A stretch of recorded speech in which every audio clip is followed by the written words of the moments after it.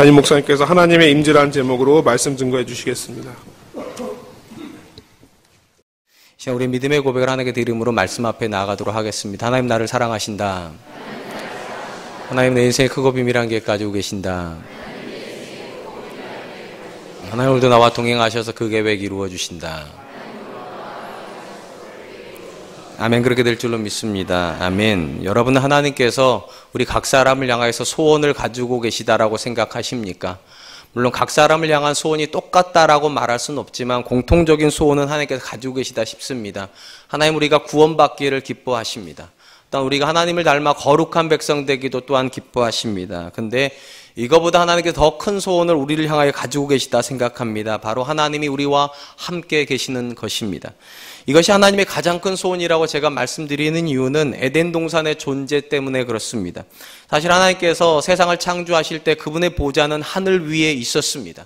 굳이 에덴 동산을 만드실 필요가 없었음에도 불구하고 하나님께서 에덴 동산을 만드셨던 이유는 그곳에 하나님의 형상대로 창조된 사람을 두고 그 사람과 하나님이 동행하기를 기뻐하셨기 때문입니다. 근데 문제는 하나님께서 사람을 원하시는 것만큼 사람이 하나님을 원하지 않았다는 데서부터 시작이 되었습니다. 사람이 범죄함으로 하나님과 사람의 교제는 거기서 단절이 됩니다. 그러나 하나님이 인류와 함께 하시려고 했던 그분의 계획을 결코 포기하지 않으셨습니다. 그 증거가 바로 예수님께서 이 땅에 오심입니다. 하나님은 그분의 아들을 세상에 보내시면서 이름을 예수라 할 거라고 말씀하셨습니다. 여러분 익히 알고 계신 대로 이 예수라고 하는 이름의 뜻은 자기 백성을 저들의 죄에서 구원하실 자라는 뜻입니다. 그렇다 하나님께서 인류를 죄 가운데서 구원하시는 궁극적인 목적은 무엇입니까? 이 하나님의 그 목적을 우리에게 보여주시는 말씀이 또 성경에 나옵니다. 예수님의 또 다른 이름과 관련된 말씀입니다. 마태복음 1장 22절로 23절입니다. 이 모든 일이 된 것은 주께서 선지자로 하신 말씀을 이루려 하심이니 이르시되 보라 처녀가 잉태하여 아들을 낳을 것이요 그의 이름을 임마누엘이라 하리라 하셨으니 이를 번역하신 즉 하나님이 우리와 함께 계시다 아멘이라. 마태는 예수님을 이 땅에 보내시는 이유와 그리고 예수님이 이 땅에 오시는 궁극적인 목적을 예수라고 하는 이름과 임마누엘이라고 하는 두 이름을 통해서 요약해주고 있습니다. 하나님이 그분의 아들을 세상에 보내신 이유는 죄에서 구원하시기 위함이고 그분의 아들을 보내셔서 이루시고 싶었던 목적은 하나님이 우리와 함께 하심입니다. 그러므로 하나님께서 저와 여러분을 구원하시고 거룩해 하신 것은 그 자체가 목적이 아닙니다. 그것은 방법입니다. 수단입니다. 진짜 목적은 하나님이 우리와 함께 하시기 위함입니다. 근데 여기에서 우리에게 의문이 드는 것이 있습니다. 우리가 예수 그리스도를 믿음으로 하나님께서 우리와 함께 하시는 것이 확실합니다. 그런데 왜 하나님께서 우리와 함께 하신다는 이 분명한 믿음이 있음에도 불구하고 우리 대부분은 왜 하나님의 임재를 느끼지 못하는 것일까요? 분명히 예수 그리스도 안에서 우리는 죄의 용서함도 받았고 임마누엘의 은혜도 분명히 받은 게 틀림이 없는데 왜 우리는 순간순간 하나님이 나와 함께 하신다는 이 사실이 믿어지지 않을까요? 이 부분을 설명하기 위해서는 우리 인간관계를 조금만 생각해 보면 금방 답이 나오지 싶습니다. 지금 현재 사랑과 은혜교회에 주일 예배 출석하시는 분이 한 1200에서 한 1300명 사이를 오간다고 합니다. 분명 우리는 한 교회에서 같은 공간에서 예배하는 걸 보니 당연히 우리는 함께 있다고 말해도 틀리지 않을 것 같습니다. 근데 놀라운 것은 길을 가다가 제게 인사하는 분들은 분명히 우리 교회 성도님들이시겠죠. 뭐 잘못 보고 인사할 수도 있겠지만 분명히 우리 교회 눈으로 인사하시는 걸 보니까 우리 교회 성도님인 것 같습니다. 근데 놀라운 것은 제가 같은 공간에서 같이 예배하고 있음에도 불구하고 제가 그분을 모른다는 데 있습니다. 분명히 우리는 같은 교회도 아닙니다. 같은 공간에 있습니다. 함께 있습니다. 그런데 제가 여러분을 모르는 일이 벌어집니다. 하나님과 관계도 얼마든지 이와 같을 수 있습니다. 분명히 우리는 예수 그리스도 안에서 하나님 안에 있습니다. 그런데 하나님이 우리를 모르실 수는 없겠지만 우리가 하나님을 모르는 일은 있습니다. 우리 중에 이렇게 예배드리면서 내가 하나님을 안다 하지만 하나님 관점에서 과연 여러분이 하나님 아신다고 말할 수 있을까? 정말로 그럴 일이 벌어질 수 있습니다. 왜냐 예수님 그렇게 말씀하시잖아요. 나더러 주여 주여 하는 자가 나를 아는 자가 아니라고, 나를 따르는 자가 아니라고.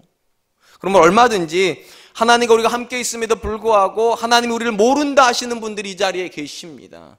이 부분은 절대로 하나님께 우리에게 다가오시지 않았기 때문이 아니라 사실은 그 반대입니다. 우리가 하나님께 다가가지 않았기 때문입니다.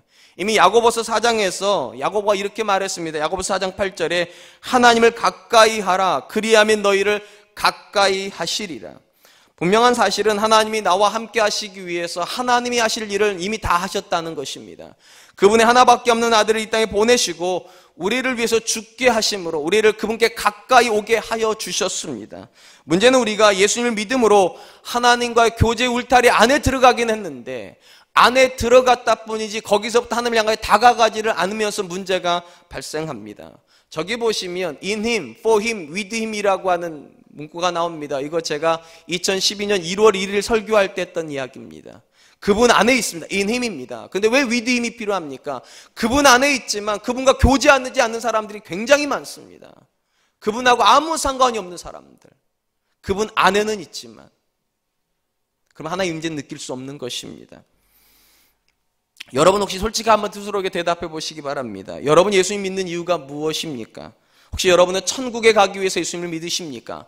물론 이것이 중요한 이유인 것은 틀림이 없습니다. 그런데 천국에 가기 위해서만 예수를 믿는다면 굉장히 심각합니다. 왜냐하면 천국을 위해서 예수님을 믿는 사람의 상당수가 천국에만 관심이 있지 하나님께 별로 관심이 없습니다. 한번 생각해 보시기 바랍니다. 왜 천국이 천국일까요? 많은 사람이 이렇게 말합니다. 영원히 죽지 않으니까 천국이라고. 여러분, 영원히 죽지 않는 것은 천국만 영원히 안 죽는 것이 아니라 지옥도 영원히 죽지 않습니다. 그러니까 영원히 안 죽는 것이 천국의 본질은 아닙니다. 천국의 본질은 하나님과의 교제입니다. 왜 천국인가? 천국에 하나님이 계시기 때문입니다. 그리고 그 하나님과 교제를 즐거워하는 사람이 천국에 가는 사람들입니다. 근데 누군가가 만약 천국에는 가고 싶은데 하나님과의 교제는 기쁘지 않다. 이건 이율배반입니다.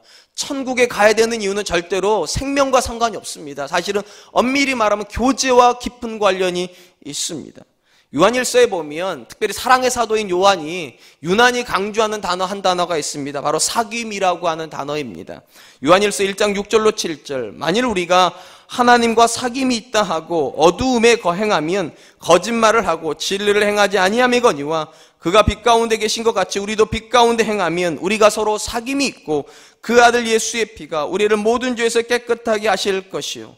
사도 요한은 신앙의 본질을 교회에 출석하는 거 또는 전도하는 거, 헌금하는 거라고 말하지 않고 신앙의 본질을 사귐이라고 이야기를 하였습니다. 누구와 사귀는 것입니까? 당연히 하나님과 사귀는 것입니다. 그러니까 교회는 출석은 하지만 하나님과 교제하지 않고 있다면 그분은 죄송하지만 아직 믿음 안에 들어온 거 아닙니다. 믿음의 본질 자체가 하나님과 사귐이기 때문입니다. 바로 이런 근거하에 요한은 하나님과 사귐을 더욱 견고하게 하기 위하여 죄를 멀리하고 빛 가운데 행해야 된다라고 그렇게 권면하고 있습니다. 그러므로 믿음의 본질은 하나님이 우리와 함께 하심을 믿는 거라면 믿음의 성숙은 우리와 함께 하신 하나님과 교제가 깊어지는 것입니다. 헌금을 많이 하는 것이 믿음의 성숙 아닙니다. 봉사를 많이 하는 게 믿음의 성숙 아닙니다. 전도를 많이 하는 게 믿음의 성숙 아닙니다. 믿음의 본질적인 성숙은 하나님과 가까워지는 것입니다. 그분을 정말로 내 곁에 있는 분으로 만나는 것, 그것이 믿음의 성숙입니다. 그렇다면 여러분, 우리와 함께 하시는 그 하나님과 우리가 보다 가까이 만나기 위해서 우리에게 필요한 것은 무엇이겠습니까? 쉽게 말하면 우리가 하나님의 임재 속에 있기 위해서 우리에게 필요한 것은 무엇이겠습니까? 오늘 우리가 읽은 이 야고보서 본문이 그거에 대한 대답을 우리에게 주고 있습니다. 야고보서 5장은 가난한 자들을 핍박하는 부자들과 그들로부터 고통당하는 연약한 자들에 대한 각각의 권면으로 시작을 하였습니다. 그리고 이 교훈의 본질적인 핵심은 하나님의 실존입니다. 하나님이 살아계시기에 부자들의 횡포에 침묵하지 않으실 것입니다. 그리고 그들을 반드시 심판하실 것이기에 부자들을 향하여서는 회개하라고 그렇게 권면하였습니다. 또한 하나님이 살아계시기에 반드시 연약한 자들을 긍휼히 여기시고 예수 그리스도를 심판주로 보내실 거란 이 믿음에 하에서 연약한 자들은 소망 중에 인내해야 된다라고 지난 주간에 말씀드렸습니다. 특별히 지난주에 우리가 하나님의 이 땅에 오심, 강림에 대한 가장 중요한 개념 중에 하나가 현재적 개념, 미래적 개념이 있다고 그랬습니다. 그 중에 현재적 개념의 가장 중요한 게 임재라고 그랬습니다. 하나님은 이른 비와 늦은 비와 같이 각 상황에 꼭 필요한 시점이 되면 그분의 자녀에게 찾아오시는 분이시다. 그분의 자녀를 만나주시는 분이시고 만나심으로 위로하시고 격려하여 믿음의 길을 포기하지 않게 한다라고 말씀드렸습니다. 오늘 본문은 바로 이렇게 이른 비와 늦은 비로 하나님께서 내 인생에 찾아오실 것을 믿는 사람들이 무엇을 해야 되는지 또 무엇을 하지 말아야 되는지에 대한 교훈을 주고 있습니다. 먼저 야고보는 하나님 임재를 교대하는 성도가 하지 말아야 되는 행위를 이렇게 이야기를 합니다. 야고보서 5장 12절 내 형제들아 무엇보다도 맹세하지 말지니 하늘로나 땅으로나 아무 다른 것으로도 맹세하지 말고 오직 너희가 그렇다고 생각하는 것은 그렇다 하고 아니라고 생각하는 것은 아니라 하여 정죄받음을 면하라. 야고보는 하나님 임재 속에서 그분과 깊은 교제를 나누기를 원하는 사람이 절대 하지 말아야 될 것은 맹세라고 이야기를 합니다. 야고보가 이 맹세를 금하는 이 내용은 마태복음 5장에 예수님께서 맹세를 금하셨던 내용과 일맥상통합니다. 당시 예수님은 사람들을 향하여서 하늘로도 맹세하지 말고 땅으로도 맹세하지 말고 심지어 머리와 머리카락으로도 맹세하지 말라고 그렇게 말씀하시면서 이렇게 마무리를 하셨습니다. 마태복음 5장 37절입니다. 오직 너희 말은 옳다 옳다 아니라 아니라 하여 이에서 지나가는 것은 악으로부터 나느니라. 예수님의 말씀이나 야고보의 말씀이 똑같습니다. 옳은 건 옳다 하고 그른 건 그르다고 말하라는 것입니다. 예수님의 말씀과 야고보의 말씀 겉면 속에는 만약 누군가가 옳은 것은 옳다고 말을 하고 그른 것은 그르다고 말한다면 절대로 맹세는 필요 없다는 거예요. 옳은 게 옳은 거니까 틀린 건 틀린 거니까 왜 맹세할 필요가 있겠냐고. 맹세할 필요 없다고. 그런데 여러분 언제 사람이 맹세하게 됩니까? 옳은 것을 틀리게 만들고 싶을 때요. 또 틀린 것을 옳게 만들고 싶을 때 맹세가 개입이 된다는 거예요. 그리고 이 본문에서 왜 하나님 임재를 경험하기를 원하는 사람이 맹세하지 말라고 말하는가? 맹세를 하려고 하는 사람은 뭐를 부정하는 거니까요? 하나님 임재를 부정하는 거니까요. 한번 생각해 보시기 바랍니다. 옳은 것이 그른 것이 되는 현장에 하나님 계실 수 있겠습니까? 틀린 것이 옳아지는 현장에 하나님 계실 수 있겠습니까? 어디 하나님 계시겠습니까? 옳은 것이 옳은 곳에 있을 때 하나님 거기 계십니다. 틀린 것이 틀린 곳으로 있을 때 그것이 하나님 계세요. 근데 사람은 놀랍게도 교회 다니면서도 이 안에 믿음이 있음에도 불구하고 내 유익에 따라서 옳은 것을 틀리게 만들려고 합니다. 내 유익을 누리려고. 그 순간 뭐가 사라져버린다는 것입니까? 하나님 임재는 사라진다는 거예요. 정말로 생각해 보세요. 정말로 그 자리에 하나님이 계신다면 그렇게 말할 수 있겠냐는 거예요. 하나님이 정말로 내 인생에 임재하신다면 옳은 것을 어떻게 그르다고 말할 수 있겠냐는 거예요. 하나님이 정말로 내 인생에 살아계신다면 어떻게 그른 것을 옳다고 말할 수 있겠냐는 거예요. 그렇기 때문에 하나님 임재를 열망하는 사람은 맹세할 이유가 없습니다. 왜냐하면 맹세는 언제나 옳은 것이 그러지는 현장, 그런 것이 옳아지는 현장에서 사용되기 때문입니다. 그러므로 사랑하는 성도 여러분, 하나님의 임재는 절대적으로 우리가 하는 말과 관련이 있습니다. 우리가 어떤 말을 하느냐가 결국은 하나님의 임재를 결정하는 굉장한 중요한 요소가 된다는 거예요. 사실은 사실대로, 거짓은 거짓대로 드러나야 된다는 것입니다. 이사야 6장에 보면 하나님의 임재와 우리가 하는 말이 얼마나 깊은 관련을 가진가를 보여주는 사건이 나옵니다. 이사야 6장은 우시야가 죽던 해에 하나님께서 이사야를 그분의 선지자로 부르시는 내용을 기록하고 있습니다. 이사야는 환상을 봅니다. 그 환상 중에 하나님의 보좌가 있었습니다. 그리고 하늘 보좌 옆에 하나님을 수종두는 스랍들, 그러니까 천사들의 무리가 날아다니고 있었습니다. 이 천사들이 6날개를 가지고 있습니다. 2개 날개로는 얼굴을 가리고 있습니다. 왜냐 하나님 볼 수가 없으니까. 2개 날개로는 다리를 가리고 있습니다. 그리고 2개의 날개로 날아다니고 있습니다. 그러면서 이 광경을 보는, 그러니까 하나님을 찬양하고 있는 그 광경을 보고 있는 이사야가 뭐라고 고백을 하는가? 이렇게 고백을 합니다. 이사야서 6장 5절입니다. 그때에 내가 말하되 화로다 나여 망하게 되었도다. 나는 입술이 부정한 사람이요 나는 입술이 부정한 백성 중에 거주하면서 만군의 여호와신 왕을 배웠음이로다 하였더라. 참 놀라운 것은 지금 이사야는 하나님의 임재를 경험하고 있습니다. 근데 임재를 경험하는 순간에 이사야가 가장 두려웠던 게 뭐냐? 지난주에 예배 안 드린 거 그거 아닙니다. 지난주에 헌금한 거 안 한 거 그거 아닙니다. 지난주에 기도 안 한 거 그거 아닙니다. 지난주에 전도 안 한 거 그거 아닙니다. 이사야가 제일 두려웠던 건 이 입술이었습니다. 지난 주간 동안 하나님의 말씀을 대변하지 못한 이 입술, 부정한 말을 했던 이 입술로 내가 어떻게 하나님을 만나냐는 거예요. 하나님 임재를 경험할 때 이사야가 가장 두려웠던 건 자기 입술이 부정하다는 거예요. 오늘 야고보가 하는 이 말하고 굉장히 똑같습니다. 사랑하는 성도 여러분, 정말로 하나님 임재를 원하십니까? 여러분 인생에 하나님의 임재가 충만하기를 원하십니까? 그 어떤 것보다 조심해야 되는 건 지금 여러분이 어떤 말을 하고 있느냐라는 거예요.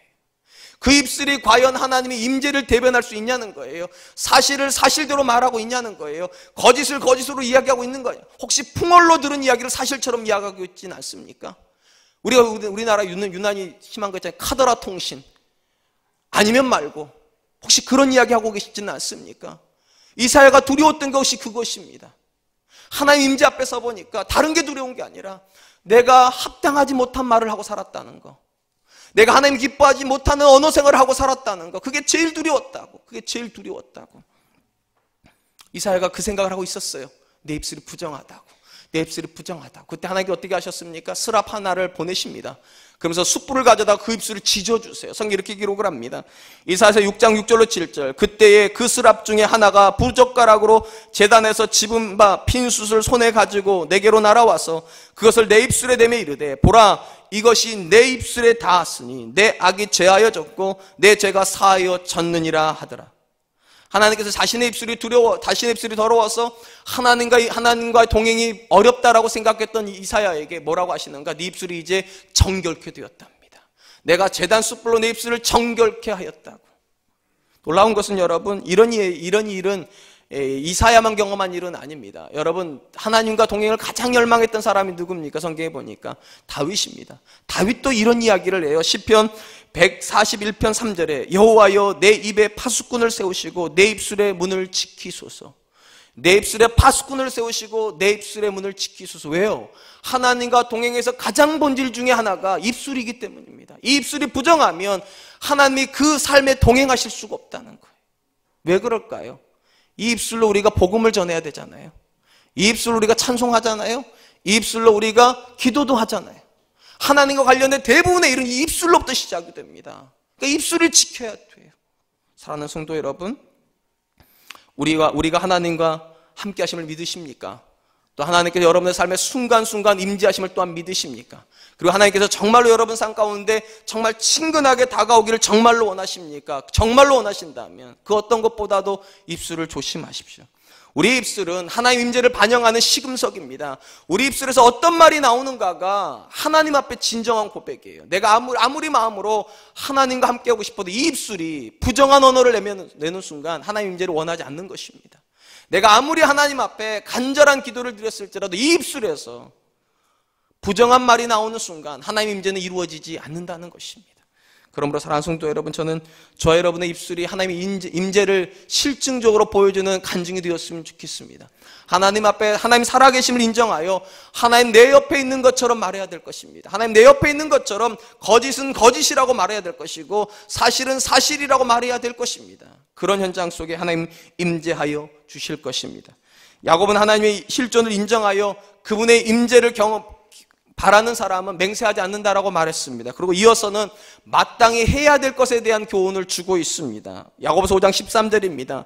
너희 중에 고난당하는 자가 있느냐? 그는 기도할 것이요 즐거워하는 자가 있느냐? 그는 찬송할지니라. 앞에서 부정적인 언어생활 하지 말아야 된다고 말을 하고 이번엔 긍정적인 언어생활에 대해서 말합니다. 우리 입술에 두 개의 언어가 들어가 있어야 된답니다. 하나는 기도의 언어가 들어가 있어야 되고 또 하나는 찬송의 언어가 들어가 있어야 된답니다. 그럼 왜 기도와 찬송이 성도의 본질인가?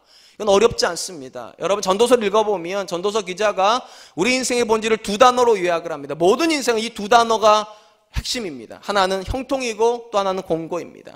하나님께서 각 사람의 인생 가운데 형통과 공고를 번갈아 가심으로 엮어주심으로 인생이라고 하는 울타리를 엮어주신다는 겁니다. 그러니까 시줄과 날실과 같이 한 번은 형통이 지나가고 한 번은 고난이 지나간다는 거, 이런 식으로 해서 엮어진다는 겁니다. 인생을. 그런 관점에서 놓고 보면 여러분, 우리가 하나님 믿는다는 것과 하나님 믿지 않는다는 것은 당하는 일에서 차이는 없습니다. 우리는 그냥 인간적으로 생각을 하죠. 우리가 하나님 잘 믿으면 우리 인생에 고난은 없어야지, 늘 잘 돼야지. 근데 여러분, 현실이 무엇입니까?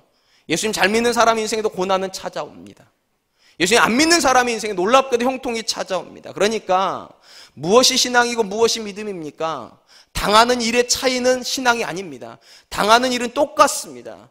예수님 믿는 사람이나 믿지 않는 사람이나 형통을 당하고 고난을 당합니다. 그럼 뭐가 신앙입니까? 어떻게 반응하는가가 신앙이에요. 세상 사람들이 형통에 어떻게 반응하는가, 교회 다니는 사람은 형통에 어떻게 반응하는가, 세상 사람들은 고난에 어떻게 반응하는가, 예수님 안에 있는 사람들은 어떻게 고난에 반응하는가. 반응의 차이가 신앙의 차이고 반응의 차이가 믿음의 차이예요. 그러면서 야고보가 이렇게 말을 합니다. 고난당하면 뭐 하라고요? 기도하고, 형통하고 즐거운 날에 뭐 하라고요? 찬송하라고. 사랑하는 성도 여러분, 이렇게 말을 하면 굉장히 쉬워 보여요. 그죠? 우리 다 그렇지 않습니까? 고난당하면 기도하는 거잖아요. 즐거운 일 있으면 찬송하는 거잖아요. 굉장히 쉬워 보이지만 이게 굉장히 어려운 권면입니다. 왜냐하면 한두 번 찬송은 누구나 합니다. 한두 번 기도는 누구나 합니다. 근데 야고보가 여기서 말하는 기도와 찬송은 한두 번이 아닙니다. 반복이고 습관이고 강조입니다. 왜냐하면 이 본문에 나와 있는 기도하라, 찬송하라고 한 단어는 다 헬라어로 시저가 현재형입니다. 여러분, 헬라어는 시저가 굉장히 중요해요. 여기서 현재형의 시제의 뜻은요, 반복, 습관, 강조입니다. 의지적인 강조예요. 의지적인. 그러니까 한두 번 기도하는 게 아니라 고난이 끝날 때까지 기도하는 거고, 한두 번 찬송하는 것이 아니라 감사한 제목이 멈출 때까지 계속해서 찬송하고 있어야 된다는 것입니다. 이러보건대 성도 입술에서 나가야 되는 말이 있습니다. 일단 빠져나가야 되는 말은, 맹세의 말은 빠져나가야 됩니다. 내 유익을 위해서 사실을 바꿔내는 말은 버려야 됩니다. 무엇을 집어내야 됩니까? 찬송 집어내야 됩니다. 또 무엇을 넣어야 됩니까? 기도를 넣어야 됩니다. 특별히 이 본문은 이런 의미를 가지고 있는 것 같아요. 인생 자체가 고난과 형통의 반복이라고 있지 않습니까? 쉽게 말하면 고난이 끝나는 지점에서 형통이 시작이 되고, 형통이 끝나는 지점에서 또 고난이 시작이 될 겁니다. 그러니까 당연히 우리 입술은 기도하다가 찬송으로, 찬송하다가 기도하도록 계속 이렇게 연결돼야 된다는 거니까 우리 입술은 계속적으로 기도와 찬송이 계속 맞물려 돌고 돌아야 된다고.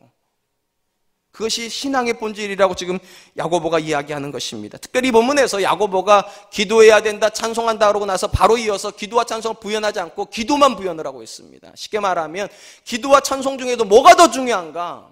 뭐가 더 본질인가? 기도가 더 본질이라는 겁니다. 기도가. 성도의 삶에 기도가 더 본질이라고.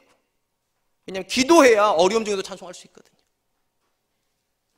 그다음 궁금한 건 이것입니다. 야고보가 말하는 기도는 야고보가 말하는 기도의 진정성은 무엇일까요? 뭐가 진짜 기도일까요? 한번 생각해 보시기 바랍니다. 우리가 고난당하면 기도한다고 지금 말했잖아요. 자, 고난당했는데 고난당할 때부터 기도하는 사람은 고난 끝날 때까지 기도할 수 있습니까? 고난당할 때부터 기도한 사람이에요. 절대로 안 됩니다. 그때부터 기도를 시작하는 사람은 절대로 의지적으로 끝까지 기도 못합니다. 그럼 어떤 사람이 기도를 끝까지 할 수 있습니까? 고난당하기 이전부터 기도하고 있는 사람입니다. 습관처럼 기도하는 사람. 그러니까 기도가 이미 습관이 되어 있는 사람이라 이 본문에서 고난당하는 자가 있느냐? 그는 기도할 것이 이 명령에 순종할 수 있어요. 여러분 기억하신지 모르겠지만 제가 야고보서를 처음 시작을 할 때 야고보서의 저자인 야고보의 별명이 있다고 제가 말씀드렸죠. 혹시 기억하십니까? 워낙 오래돼가지고 낙타무릎이라고 그랬습니다. 그가 얼마나 기도를 많이 했던 사람인지, 얼마나 자주 하나님 앞에 무릎 꿇고 기도했던지, 그 무릎이 낙타처럼 굳은 사람들이 너무 많이 베겨가지고 마치 그 무릎은 낙타 무릎과 같았다고. 지금 야고보가 뭘 말하는가? 자기와 같은 신앙생활을 해야 된다는 겁니다. 자기처럼 기도해야 된다는 거예요. 습관이 되어 있어야 고난당할 때도 기도가 나간다는 거예요. 그리고 습관이 되어 있어야 고난 중에도 끝까지 기도할 수 있다는 거예요.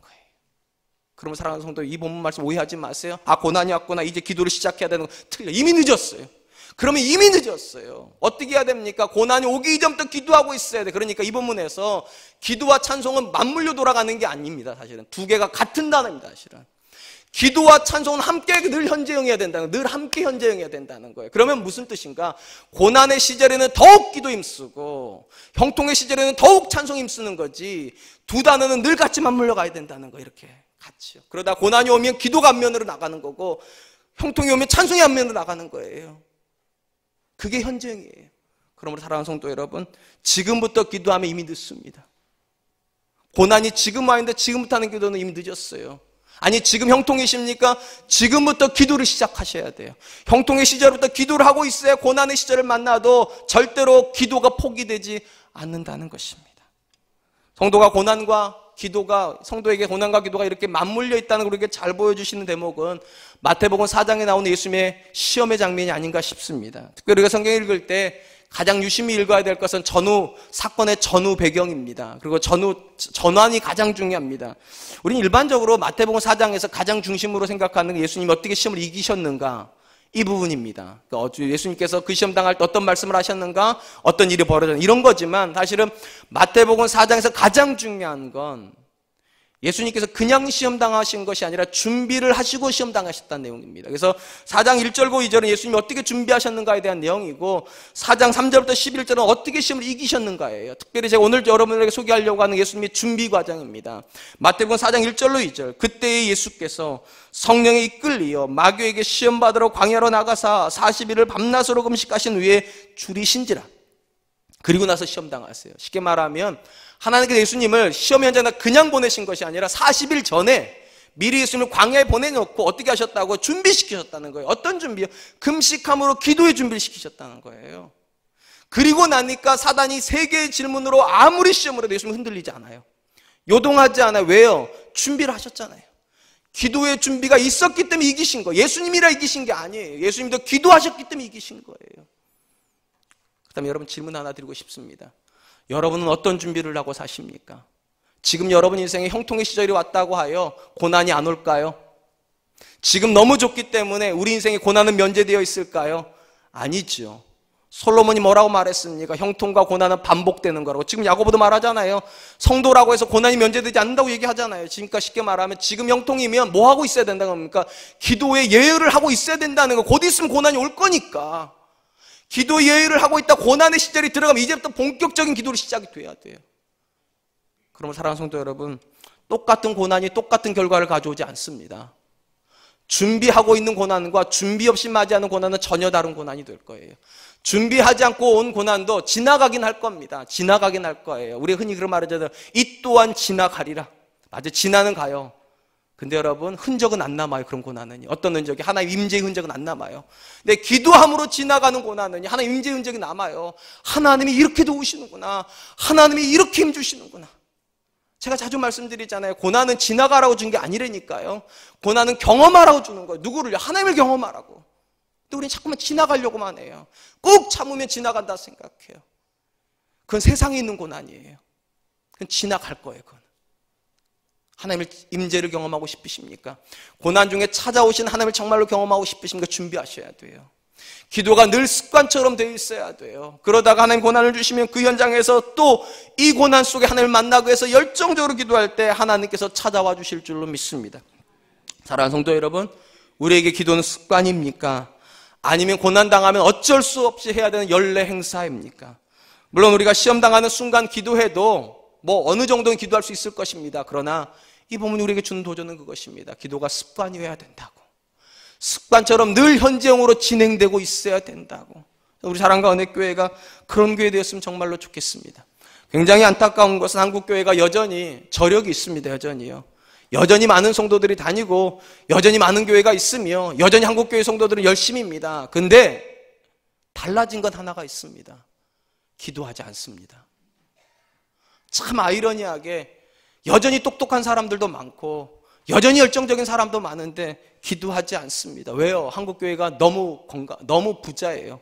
한국교회 성도들이 너무 잘 살아요. 기도하지 않아도 얼마든지 문제를 풀 수 있다 생각을 해요. 근데 사랑하는 성도 여러분, 정말로 그럴까요? 왜 우리의 신앙이 이렇게 나약할까요? 왜 우리에게 신앙의 고백 속에 나의 하나님에 대한 고백이 그렇게 없을까요? 수많은 고난은 지나왔는데 기도하면서 지나온 고난이 거의 없기 때문입니다. 흔적이 남지를 않았어요. 그러니까 기도할 이유가 없어요. 우리가 흔히 그러지 않습니까? 고기도 먹어본 사람이 먹는다고. 그 경험이 아니까 그 경험이 아니까 또 고기를 찾는 거죠. 먹어본 사람이 있으니까 또 그 고기를 찾는 거죠. 기도도 역시 마찬가지라는 것입니다. 경험되지 않은 기도는 또 다른 기도를 못 불러옵니다. 습관이 된다는 건 그런 거예요. 지금까지 기도했는데 하나님께 응답해 주셨으니까 이 문제에서도 응답해 주신다는 그 확신이 있어 나가는 거예요. 그리고 우리가 지금 이 기도의 습관이 필요합니다. 왜요? 베드로가 이렇게 말하고 있기 때문입니다.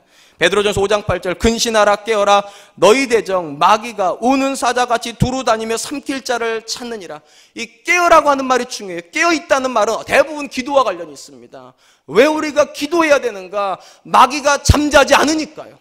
마귀가 잠잔다고 우리 안 건드린다면 우리도 기도할 이유가 없어요. 마귀가 깨어있답니다. 우는 사자와 같이 깨어있답니다. 근데 문제는 우리가 잠들어 있다는 거죠. 마귀는 우리를 노리고 있는데 우리는 잠들어 있대요. 여러분 야생의 초원을 보시면 드러눠서 잠자는 동물들은 다 맹수들입니다. 대부분의 초식 동물들은 어떻게 잡니까? 서서 자거나 잠깐 이렇게 다리 웅크리고 고개 이러고 있죠. 왜요? 왜 푹 잡니까? 사자가 안 자니까요. 사자가 안 자니까. 언제 뛰쳐나올지 모르니까 사자가. 똑같은 본문이에요. 내용 똑같은 거예요. 우리가 그렇게 강합니까? 마귀를 이길 만큼 강합니까? 기도 안 해도 됩니다. 우리 영적인 상태가 그렇게 건강합니까? 기도 안 해도 됩니다. 근데 여러분 명심하세요. 주님도 40일을 기도해야 마귀를 이겼어요. 주님도 40일을 금식해야 마귀를 이겼다고요. 우리가 주님보다 강할 수 없어요, 사랑하는 성도 여러분. 그렇기 때문에 기도는 현쟁인 거예요. 쉬지 말고 기도하라. 쉬지 말고 기도하라. 그렇다면 여러분 궁금한 건 이겁니다. 어떻게 기도해야 됩니까? 어떻게? 오늘 본문이 세 가지를 우리에게 얘기해 줍니다. 제가 짧게 지나갈 겁니다. 첫 번째, 모든 문제에 기도해야 됩니다. 첫 번째 뭐라고요? 모든 문제에 기도해야 됩니다. 5장 14절, 너희 중에 병든 자가 있느냐? 그는 교회 장로들을 청할 것이요 그들은 주의 이름으로 기름을 바르며 그를 위하여 기도할지니라. 야고보 이 본문 말씀을 절대로 오해하지 마십시오. 누군가가 병들었으면 병원에 데려가지 말고 기도만 해야 된다는 말이 아니에요. 오히려 우리의 일반적인 상식에 대한 도전이에요. 많은 사람들은 병들었으면 병원만 가야 되는 줄 알아요. 거기에 대한 도전이에요. 왜 의사만 병을 고친다고 생각하냐는 거예요. 너희 하나님 여호와도 능히 고칠 수 있다고. 이거에 대한 도전이에요. 우리는 다 우리 안에서 나름대로 카테고리가 있어요. 공부는 선생님이 시키고, 사업은 능력이 하는 거고, 병은 의사가 고친다고. 거기에 대해서 야고보가 도전하는 거라고요. 하나님은 못하시냐고. 하나님 너희 병을 못 고쳐주시냐고. 하나님 너희 자녀의 공부에 아무 간섭 못하시냐고. 하나님 너희의 사업에 아무런 영향을 못 주냐고 질문하시는 거예요 지금. 사랑하는 성도 여러분, 사람이 할 수 있는 일이 있어요. 맞아요. 좋은 선생님 만나면 자녀가 공부 잘할 수 있어요. 좋은 의사 만나면 병 쉽게 고칠 수도 있어요. 능력 좋으면 사업 잘할 수도 있어요. 근데 여러분 한번 잘 생각해 보세요. 아무리 좋은 선생님이 가르쳐도 여러분 자녀 머리가 돌이면 어쩔 거예요? 기도해야죠. 좋은 선생님 만났으면 하나님 내 자녀에게 지혜를 달라고 기도해야 되지 않겠냐고요. 하나님은 여러분 자녀의 머리를 변화시킬 수 있다고 믿으신다면 그렇게 하시라고요. 아, 우리 이무영 집사님 자녀만 돌인가 봅니다. 사랑하는 성도 여러분, 제가 이렇게 기도한다니까요. 저는 제 머리 안 믿어요. 제 머리 안 믿어요. 기억이 안 나요, 제 머리는요. 근데 주께서 머리에 쓰다듬어 주시는 머리는요, 기억이 나요. 주께서 함께 해주시는 머릿속에는 영감이 와요. 그러니까 야고보가 하는 말이 그거예요. 병들었다고 의사만 찾아갈 생각하지 말라고. 여러분 이 당시에도 병원이 있었어요. 이 당시에도 의원이 있었다고요. 야고보가 뭐라고 말하는가? 의사에게만 고침이 있다고 생각하지 말라고. 너희 하나님 여호와도 얼마든지 고칠 수 있다고. 모든 문제예요. 모든 문제예요. 여러분이 관여된 모든 문제에 하나님의 살아계심을 믿으신다면 기도하세요. 두 번째로입니다. 죄를 고백하면서 기도해야 됩니다. 5장 16절, 그러므로 너희 죄를 서로 고백하며 병 낫기를 위하여 서로 기도하라. 의인의 간구는 역사하는 힘이 큼이니라. 여러분 이 두 번째 내용에 굉장히 의미가 있습니다. 자 보세요. 기도하기로 했어요. 자 병 들었으니까 병원에다 갖다 놓고 기도했다 쳐요. 의사 선생님 오시라고 그랬어요. 그 다음에 장로님도 오시라고 그랬고 목사님도 오시라고 같이 기도를 해요. 근데 뭐라고 하는가? 병 낫기를 위해서 기도하기 전에 뭘 먼저 하랍니까? 서로 죄를 고백하랍니다. 서로 죄를 먼저 고백하래. 제가 들은 이야기 중에 고 옥하는 목사님께서 아마 젊은 나이셨던 것 같습니다. 목회하신 지 얼마 안 되셨을 때 응급실에서 성도님이 이제 수술을 받으러 갔는데 목사님 보고 빨리 급하게 와달라고 그랬답니다. 목사님이 급하게 가셔가지고 딱 가자마자 이렇게 얘기를 하셔요. 수술 받으러 가신 분한테 집사님 회개할 내용 있으면 빨리 회개하시라고. 일단 그 가족들이 다 그냥 상처를 받아버렸다는 거예요. 여러분 일반적인 목사님 그렇게 안 하시죠? 감히 이렇게 하죠. 집사님 잘 될 겁니다. 하나님이 함께해서 잘 될 겁니다. 이렇게 하잖아요. 제가 병원 가셔서 회개하라고 그럴까요 제가? 다 기분 나쁘죠 그러면요. 다 기분 나빠요 그러면. 근데 놀라운 것은 이 야고보서가 우리에게 그런 얘기를 한다는 거예요. 병 낫기를 위해서 기도하기 전에 먼저 회개하라고. 죄를 고백하면서 기도하라고. 왜요? 중요한 말이 나와요. 의인의 간구는 역사하는 힘이 크니라. 의인이 간구를 해야 역사가 일어나기 때문이에요. 죄를 품고 있는 죄인이 기도하는 건 아무 의미가 없다는 거예요. 그럼 누가 의인입니까? 죄를 안 짓는 사람이 의인이 아니에요. 죄를 토해내는 사람이 의인이에요. 하나님 내 자녀가 지금 공부를 못하는 게 내 잘못인 것 같습니다. 내가 믿음으로 제 자녀를 위해서 기도하지 못해서 내 자녀가 저렇게 되는 것 같습니다. 하나님 용서해 주십시오. 그리고 자녀를 위해서 중보하라는 거예요. 남편의 사업을 위해서 기도할 때 하나님 무조건 도와달라고 기도하지 마시고, 하나님 내가 기도하지 못하고 말씀 생활 제대로 못하고 하나님 말씀 하나님 교회를 섬기지 못해서 내가 죄인이라 내 남편이 저런 어려움 당하는 것 같다. 하나님 나를 용서해 달라고. 때리시려면 나를 때리시고 내 남편 사업은 복 주시라고. 이렇게 기도하라는 거예요. 그러므로 사랑하는 성도 여러분, 여러분의 기도 응답되기를 원하십니까? 의인의 간구라 역사는 힘이 커요. 누가 의인입니까? 죄를 토해내면서 하는 기도예요. 죄를 토해내면서 하는 기도. 그러니까 옥하는 목사님 진짜 맞았어요. 회개 먼저 해야 돼요. 수술 받으러 들어가기 전에 기도하기 전에 먼저 회개 먼저 해야 돼요. 그리고 하나님께 기도해야 돼요. 하나님 고쳐달라고. 그러면 의인의 강구는 역사하는 힘이 크니라. 세 번째로입니다. 어떻게 기도해야 됩니까? 포기하지 않고 기도드려야 됩니다. 17절 18절입니다. 엘리야는 우리와 성정이 같은 사람이로되 그가 비가 오지 않기를 간절히 기도한즉 3년 6개월 동안 땅에 비가 오지 아니하고 다시 기도하며 하늘이 비를 주고 땅이 열매를 맺었느니라. 여러분, 야고보가 지금 엘리야의 기도를 어떤 기도라고 말하는가? 간절한 기도라고 말을 합니다. 여러분, 열왕기상 17장에 보면 엘리야가 간절히 기도할 때 비가 안 내려요. 그 다음에 갈멜산에서 850대 1 전투를 하고 나서 그때는 이제 엘리야가 비를 내리기 위해서 간절히 기도하죠. 무릎에다가 얼굴을 쳐박고 쉽게 말하면 완전 간절히 기도합니다. 근데 기도할 때 그냥 기도하지 않죠. 어떻게 합니까? 산으로 자꾸 자기 사원을 올려보내죠. 뭐 하려고 올려보냅니까? 비구름이 있는지를 확인하라고.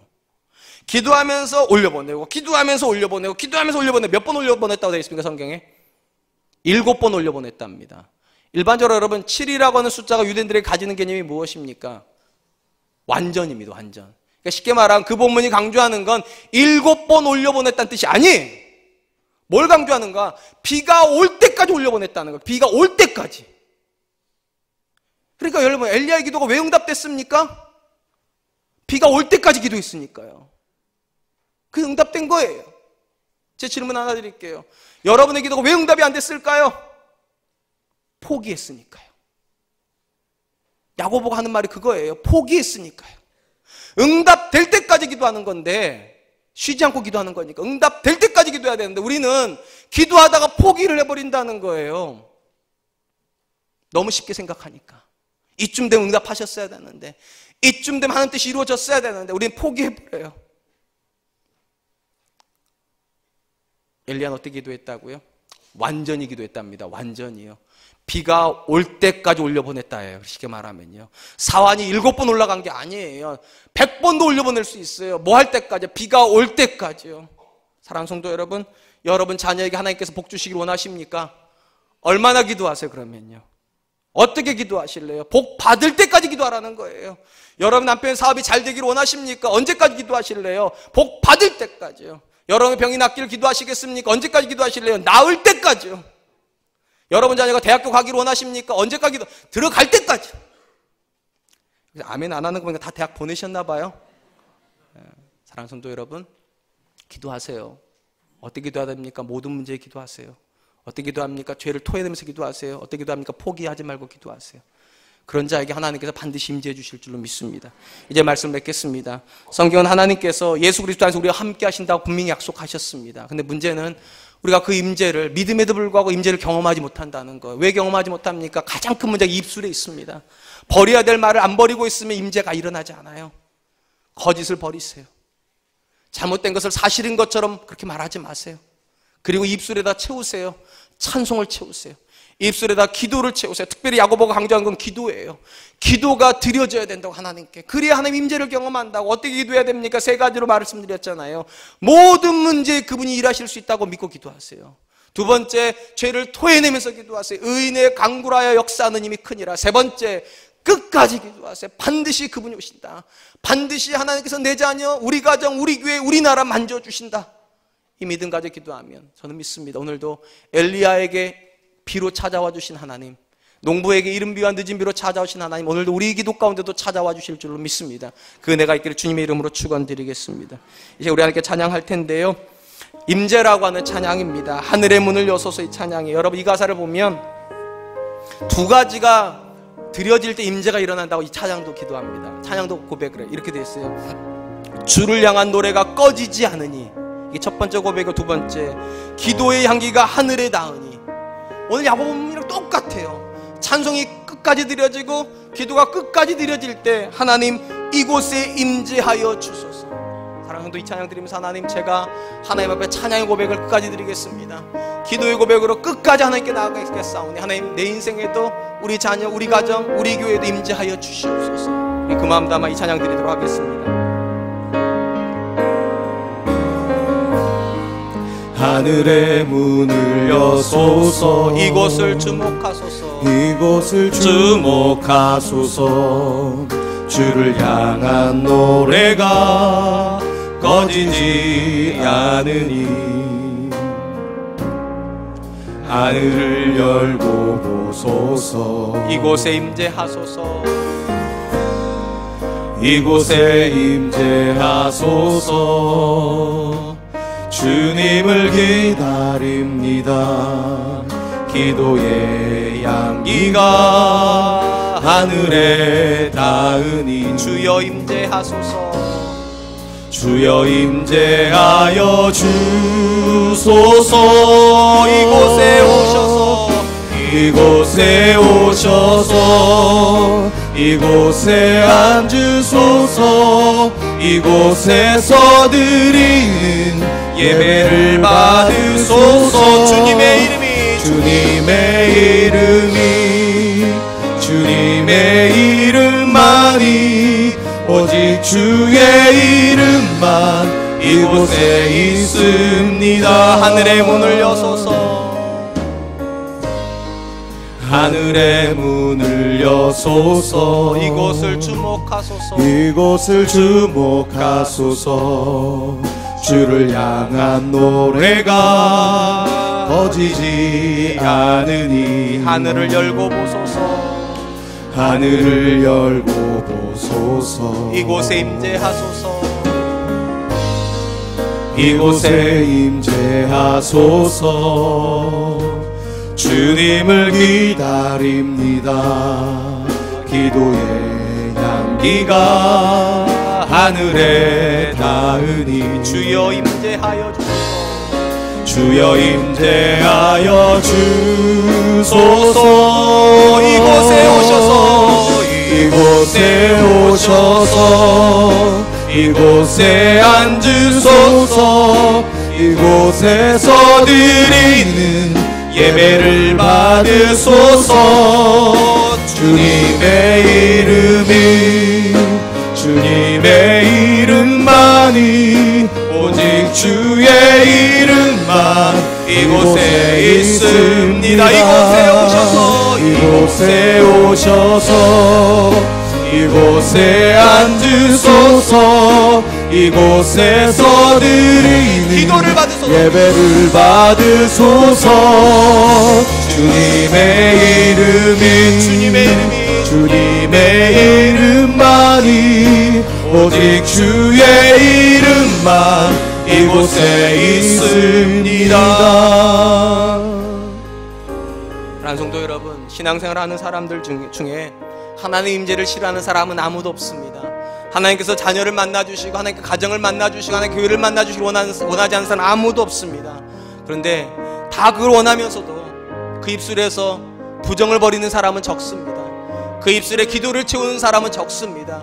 그 입술에 찬양을 채우는 사람은 적습니다. 이 찬양 고백이 무엇입니까?